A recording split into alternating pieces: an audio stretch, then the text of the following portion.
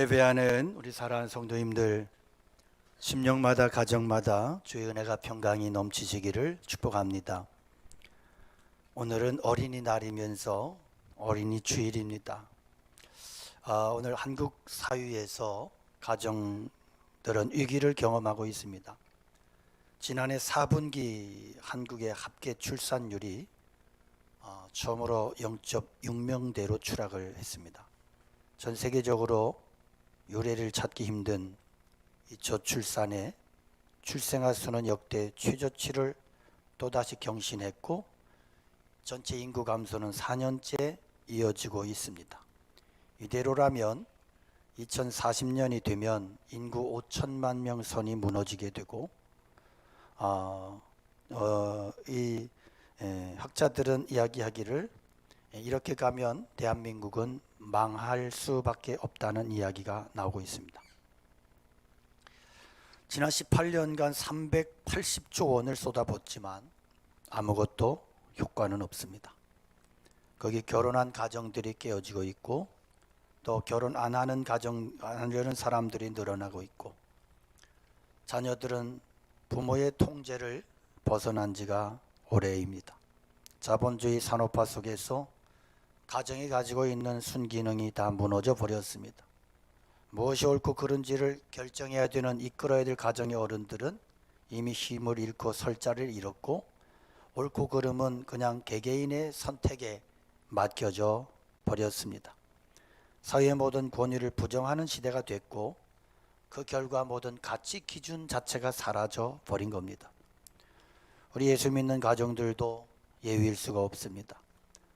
부모들의 영적 권위는 무너져 버렸고 아버지 어머니가 걸어갔던 믿음의 길을 걸으라고 말할 수 있는 그 발언권은 설 자리가 없습니다. 한마디로 부모의 말이 씨가 먹히지 않는 그런 안타까운 시대가 됐습니다.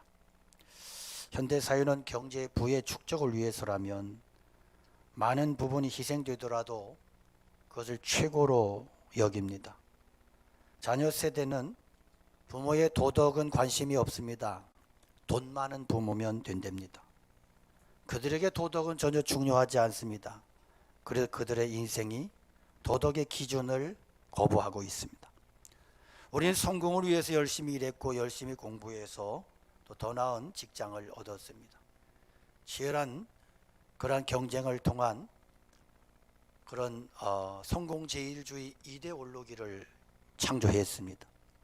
그러나 오늘 우리에게 신앙과 믿음이라는 본질은 낡은 교리로 박물관의 골동품처럼 여겨지는 그런 시대를 우리가 살고 있습니다.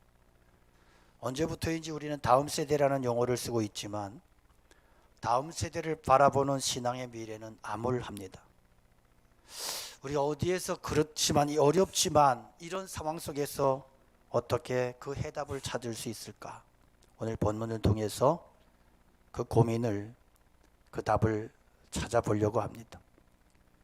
다음 세대의 모든 문제들은 그들이 만들어낸 것이 아니고 대부분이 어른 세대 때문에 생겨난 결과라는 사실을 오늘 우리 기성세대는 무겁게 받아들여야 됩니다.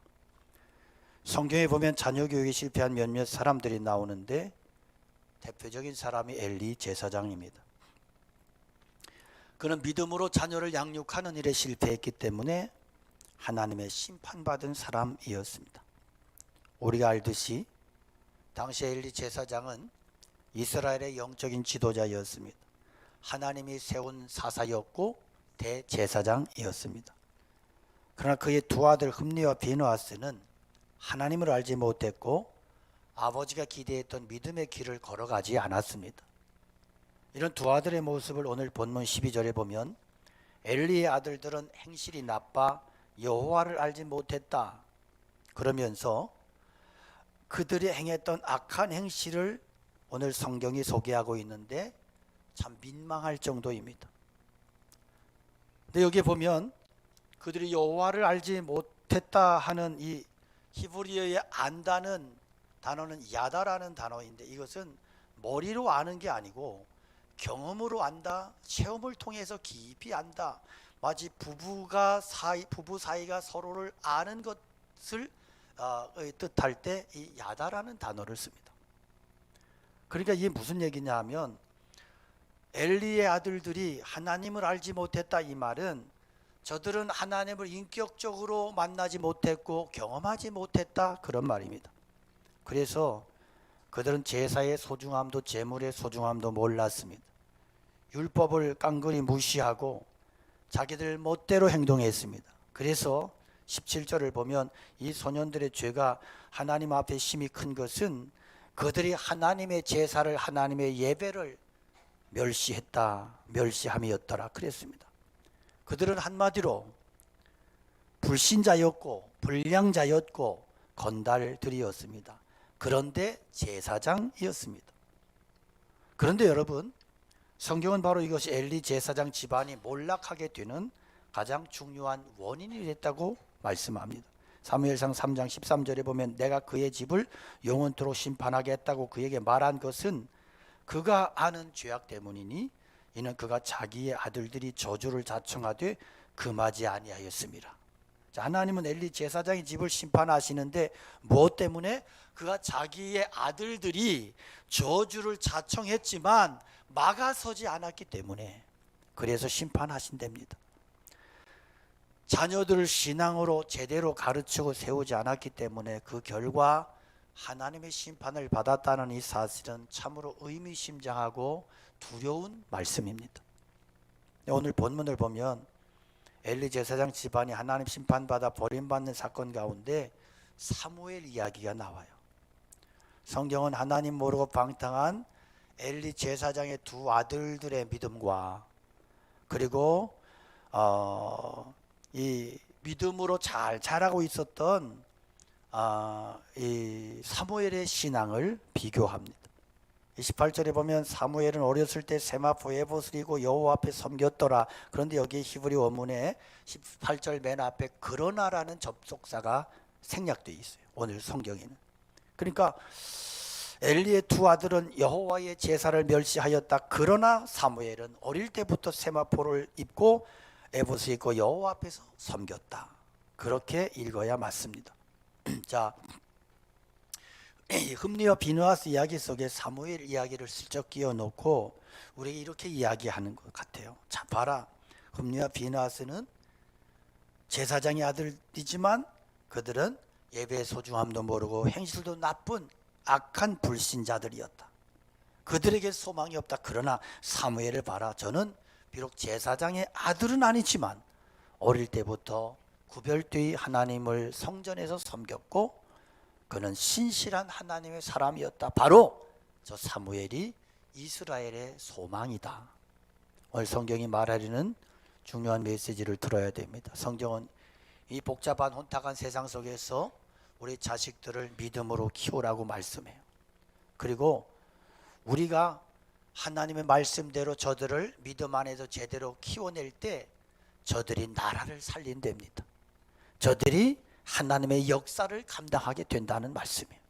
그래요, 여러분, 하나님이 이 세상 변화시키고 이 세상을 살릴 사무엘 같은 거룩한 믿음의 세대를 원하시고 계십니다.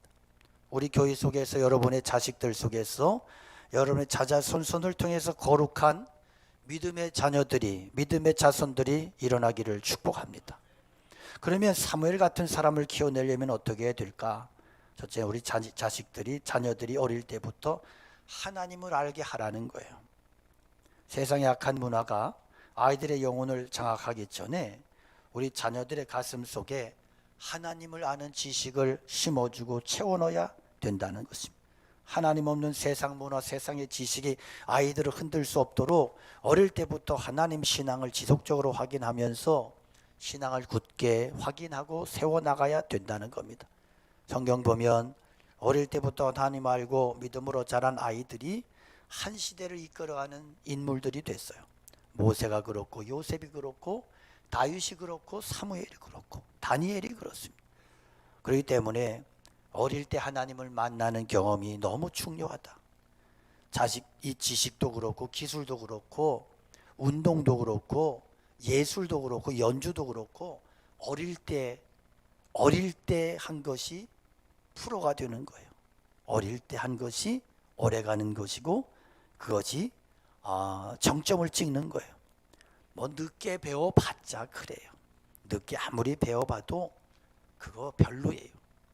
믿음도 그렇습니다. 어릴 때 하나님을 만나고 어릴 때 은혜를 경험하고 그가 결국 하나님의 사람으로 세움을 입고 하나님의 큰 일을 감당하는 거예요. 우리는 역사가 이제 교회 역사가 백수십 년 됐잖아요.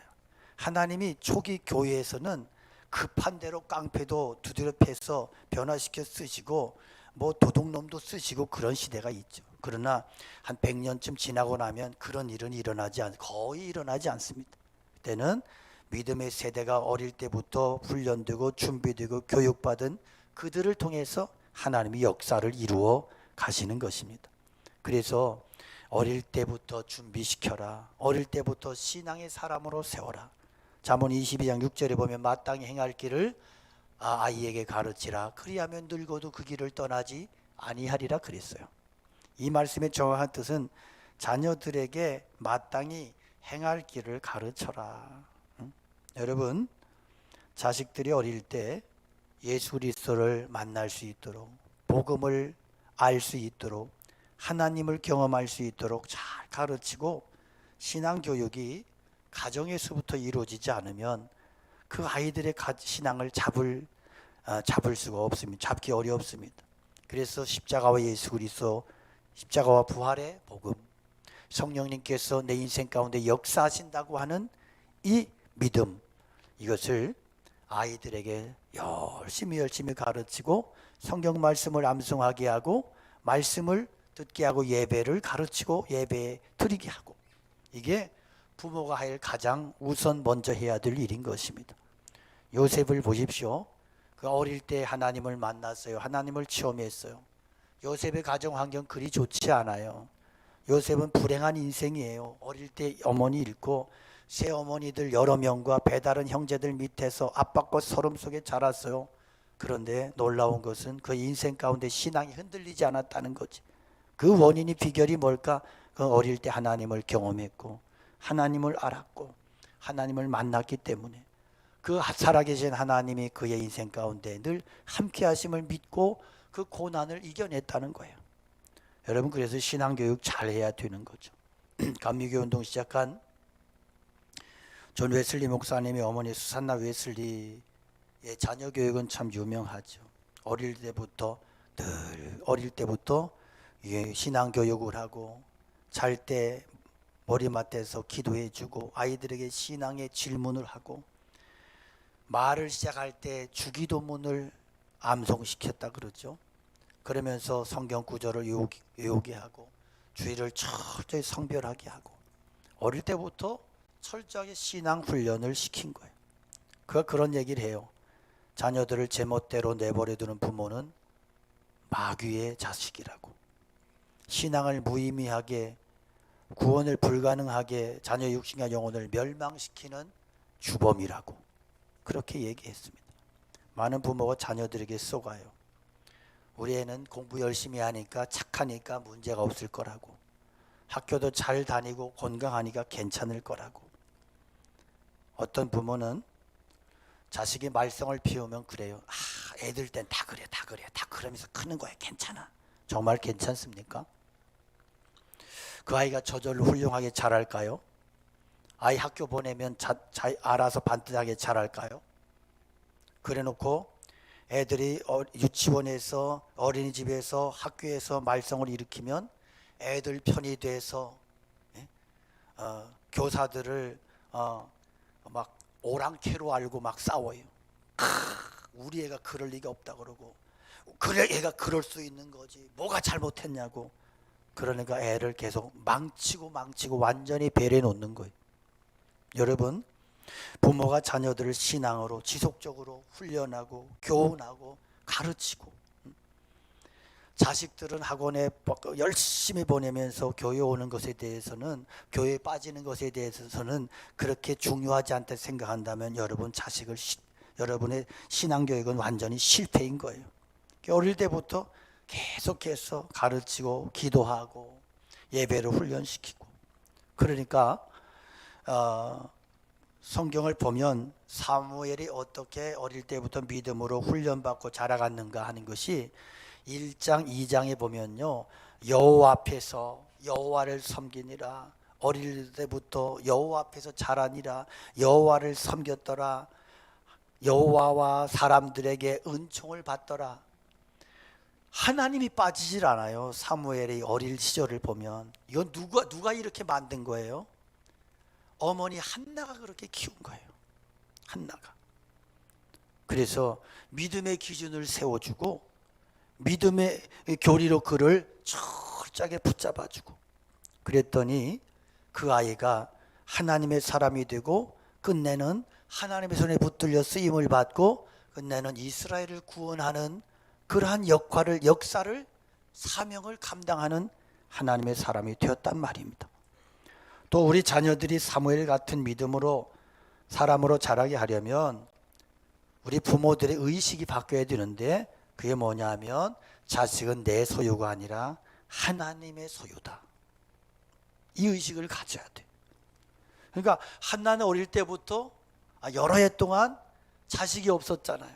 막 기도해요. 얼마나 기도를 그가 목숨을 걸고 했냐 하면 이 영적인 눈이 감겨진 엘리 제사장이 보니까 술 먹고 주정하는 것처럼 하는 거예요. 그래서 왜 낮술에 취했냐 그러잖아요. 그러니까 이 영적인 지도자가 이 영감이 떨어지면 일에 참 무식해지는 거예요. 얼마나 기도하고 통곡하며 기도해서 눈이 띵띵 부어가지고 자기의 기력이 다 쇠진해가지고 몸과 늘 힘도 없고, 그럴 정도로 기도하면서 그렇게 해서 응답받고 그렇게 낳은 아들이, 어렵게 낳은 아들이 사무엘인데, 보통 이렇게 어렵게 자식을 이렇게 얻으면 사람들이요 자식에 환장합니다. 자식이 우상이 됩니다. 오늘날 자식이 하나밖에 없고 뭐 이러다 보니까 다 그러잖아요. 자식이 다오라, 자식이 진리야. 그래서 애를 망치고 있는 거죠. 그런데 이 한나는 아들을 이렇게 어렵게 얻었는데 낳자마자 뭐라 그래? 낳기 전에도 그래. 하나님 앞에 하나님 거예요. 그래 놓고, 보통 사람들 하나님 거예요 해놓고 그 다음에 놓고 나면 하나님 쏘았지 내 거야 이렇게 취하는데, 한나는 끝까지 하나님의 거야. 하나님의 거. 건들지마, 하나님의 거야. 그래서 아예 하나님의 성전에 떨어뜨려서 키웠어. 지독한 엄마야, 지독한 엄마. 여러분 믿음의 지독한 엄마들 되시기를 축복합니다. 모세의 어머니 요게벳이 이제 말씀 마치고 그 찬양을 함께 드릴 건데요, 갈대 상자에 넣어서 나일강에 띄우잖아. 그 어머니의 마음을 이해하겠어요? 그 요게벳의 신앙이 뭐예요? 하나님이 이 아이의 부모님이라고, 나는 할 수 있는 게 아무것도 없다고 하나님께 맡긴 거잖아요. 근데 하나님께, 참부모이신 하나님께 맡겼더니 그가, 하나님께서는 그를 통해 이스라엘을 구원하는 역사를 이루시잖아요. 다른 기록에 의하면 그런 기록이 있어요. 모세의 어머니가 이 젖을 물릴 때 이 젖꼭지에 지도를 그렸다고 하잖아요. 사실인지 모르겠지만 그렇게 물리면서 네가 나라를 구할 인물이라고, 하나님께서 너와 함께 하신다고. 여러분, 믿음의 영웅은, 위인은 그냥 만들어지는 법이 없어요. 그래서 이렇게 이 사무엘은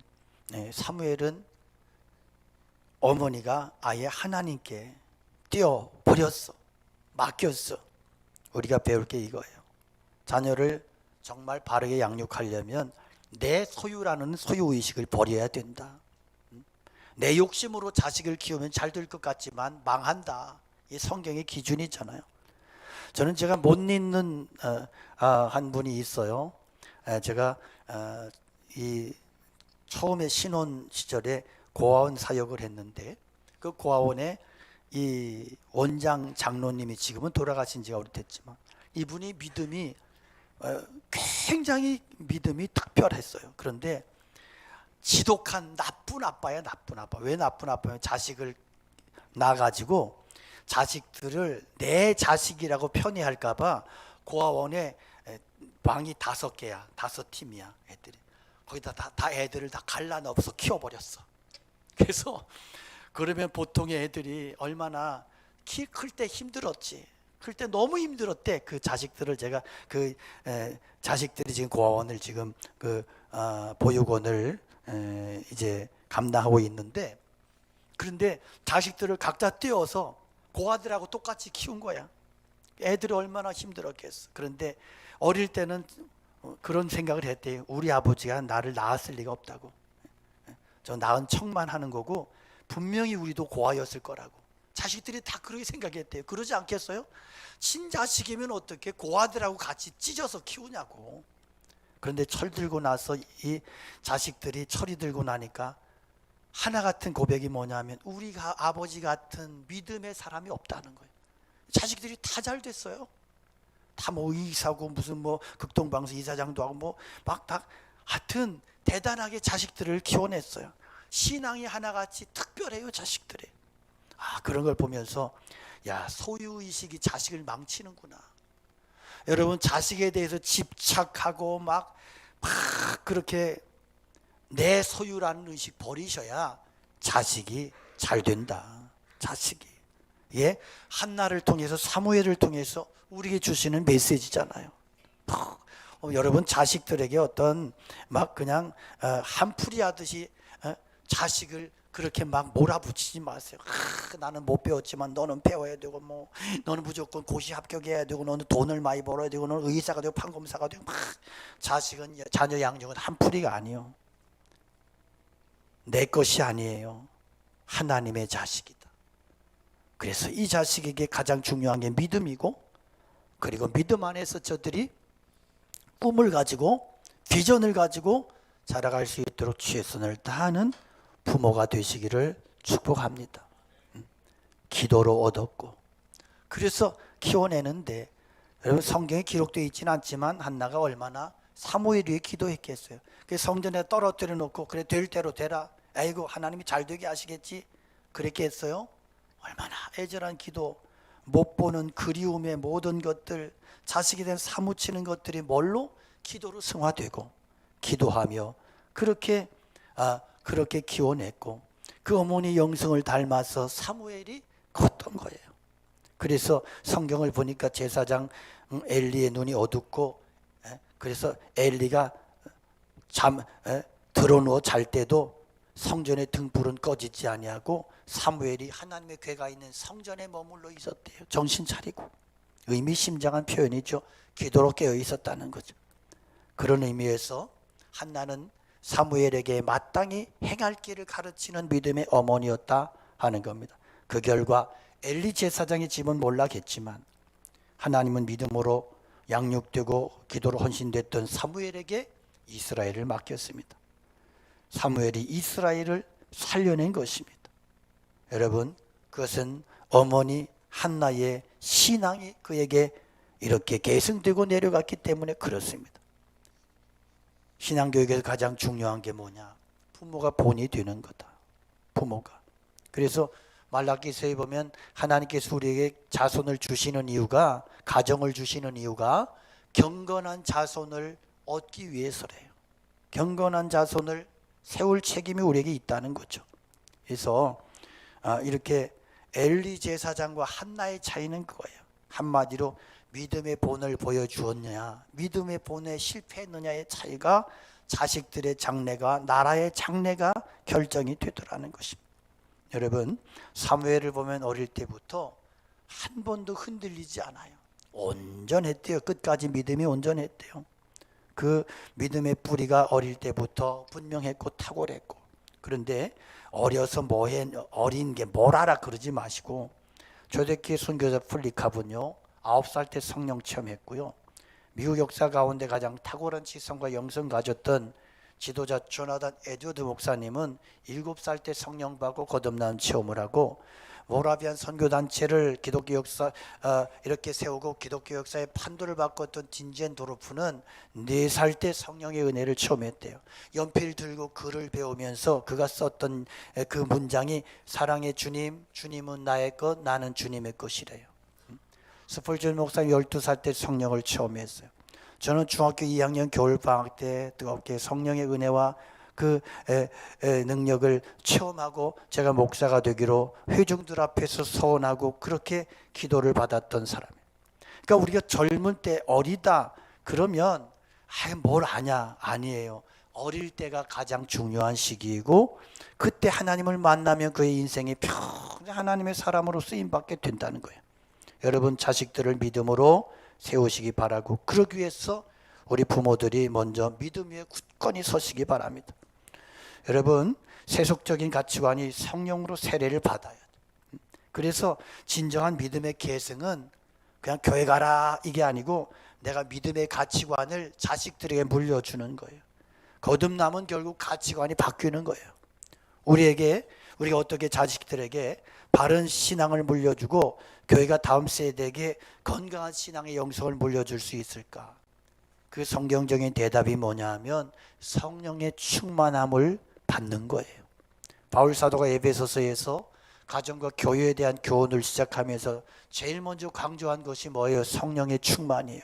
술 취하지 말라. 이는 방탕한 것이니 오직 성령으로 충만함을 받으라. 여러분 오늘날 많은 사람들이 스트레스 받으면 술을 먹어요. 스트레스 받으면 담배를 피워요. 제가 교회 건축 현장에 하루에 평균 2번씩 많게는 3번도 가 있는데 너무 미안해 자꾸 만나면 그러니까 제가 몰래 가서 보기도 하고 지하실 내려가서 기도하면서 이렇게 돌기도 하고 그래요. 혼자서. 오늘도 비가 오니까 어떤 분은 막 비가 오는 게 좋아하는데 좋아할 거 하나도 없어요. 교회 지금 정지되고 공사도 못 하는데 비 온다고 감정적으로 좋아 그러지 말아요. 내일도 비 온다 그래서 억장이 무너지는 거예요. 지금 우리 비 많이 오면 안 되거든요. 공사 그 공법 자체가. 기도하십시오. 비 그치라고 좀.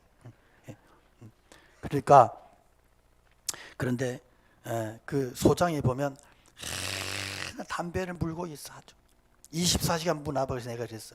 잘 때는 빼냐? 잘 때는 빼고 잔대. 그래서 그랬어요. 너무 그러다 일찍 간다. 한 방에 훅 간다. 그러니까 그냥 그렇게 담배 물고 스트레스 자꾸 그렇게 담배로 날리려고 하지 말고 참 그러면 바꿔라 좀. 커피를 마시든지 그리고 교회 나와서 은혜 받으면 담배 끊을 수 있고 그렇다고 막 그런 얘기하면 그냥 웃어요. 네, 여러분 우리가 뭘 많이 하느냐 그 사람을 지배한다니까. 술 취하면 술 지배받고 성령에 취하면 성령의 지배받는 거예요. 오늘 우리가 스트레스를 주체하지 못하는 시대에 사는데 분노 조절 장애 환자가요 통계를 보면 지난 4년 동안에 15%가 증가했대요. 이거 굉장히 심각한 거예요. 4년 전에 비해서 분노 조절, 충동 조절 환자가 15%가 늘었대. 그러니까 여러분 TV에 보면 뉴스를 보면서 이상한 일이 점점 더 많아지잖아요. 묻지마 폭행 막 이런 거 막 일어나고 참 정말 무서운 세대가 됐어. 그러니까 앞으로는 더 많아질 거예요. 여러분 아이들 키우면서 부모들이 귀찮으니까 스마트폰 집어 던져주고 인터넷 게임하게 만들어요. 얘네들이 혼자 그러고 있는 동안에 자기가 할 거 다 해. 못하게 한 분노가 터지는 거예요. 앞으로 분노 조절 환자들이 굉장히 많아질 거예요. 점점 더 세상이 어려워질 수 있다. 참 이 심란한 이야기예요. 그런데 우리 기독교 신앙을 가진 부모들이 여러분 분노 스트레스 어떻게 푸십니까? 스트레스 풀려고 또 술 마시고 담배 그렇지 마라. 여러분 중에 담배 피시는 분들 꽤 있어. 술 못 끊고 술 마시는 분들 꽤 있어. 어떤 분은 술 마시고 부인 권사님들 때리는 그 못된 인간도 있어. 그런데 여러분 술 취하는 인생 되지 말고 성령의 충만함을 구하십시오. 성령의 은혜를 구하십시오. 그래서 기도하는 인생 되십시오. 디모데전서 2장 8절에 보면 그러므로 각 처에서 남자들이 분노와 다툼이 없이 거룩한 손을 들어 기도하기를 원하노라. 분노하는 아버지가 되지 말고 기도하는 아버지 되시고, 성질내고 애들 닭다리 하는 애미 되지 말고 기도하고 성령의 충만 받는 애미 되십시오. 날마다 성령의 충만을 구하고 성령의 지혜를 구하고, 그래서 이렇게 자식의 책임은 부모에게 있는 것을 인정하시고, 그러고 보면 우리는 정말 회개할 것이 많은 부모들이 아닙니까? 그래서 우리가 지금 이 시대가요, 너무너무 심각한 위기를 만났습니다. 교회가 위기를 만났습니다. 교회마다 어린아이들, 중고등학생들이 보이지 않습니다. 심각한 것은요, 현재 한국 교회의 작년 말의 통계가 78% 교회가 영아부 주일학교가 없습니다. 10개 교회 가운데 8개 교회가 어린이 없는 어린이 주일을 지금 지키고 있습니다. 너무너무 심각한 이야기예요. 이대로 가면 20년, 30년 후에는 한국 교회가 어떻게 될까? 2030년이 되면 주일학교의 90%가 없어진다 그래요. 오늘 우리가 이런 시대를 살아요. 제가 이런 이야기를 하는 건 절망하라는 이야기가 아니고 싸우자는 이야기예요. 도전하자는 이야기예요. 그래서 정말로 우리가 다음 세대에 대해서 그냥 그렇게 어떻게 되겠지가 아니라, 여러분 교회 안에서 그래서 어린아이들 보면 예사롭게 보시면 안 돼요. 끌어안아주고 기도해주고 용돈도 쥐어주고, 좀 돈 좀 쓰세요. 아이들에게도 주일날 우리 장로님들도 좀 그랬으면 좋겠어. 돈 받고 가져와가지고 애들한테 그래요, 나눠줘. 이러면 얼마나 교회가 더 좋아질까, 그런 생각도 해요. 저도 하라면 할게요. 정말 우리가 고민해야 되고 기도해야 되고, 그래서 정말 이 다음 세대가 더 이상 가라앉지 않도록, 침체되지 않도록 자식들 앞에서 저들의 기도하는 부모, 다음 세대 앞에서 신앙의 본을 보이고 기도하는 우리 부모 세대, 기성세대가 되시고, 그래서 하나님을 경외하는 믿음을 심어주는 부모들이 꼭 되시기를 축복합니다. 이것이 그 아이의 미래를 결정하고 부모인 저와 여러분들의 삶을 복되게 할 것입니다. 다음 세대 위해 기도하는 교회 성도들 되시기 바랍니다. 하나님께서 교회와 가정과 다음 세대 여러분, 우리 모두와 자녀들의 세대를 축복하시고, 그리고 믿음으로 축복해 주시고, 그리고 하나님의 비전을 심어주시고 하나님의 역사를 이루어 가시기를 주님의 이름으로 간절히 축원합니다. 우리 함께 찬양 올려드립니다.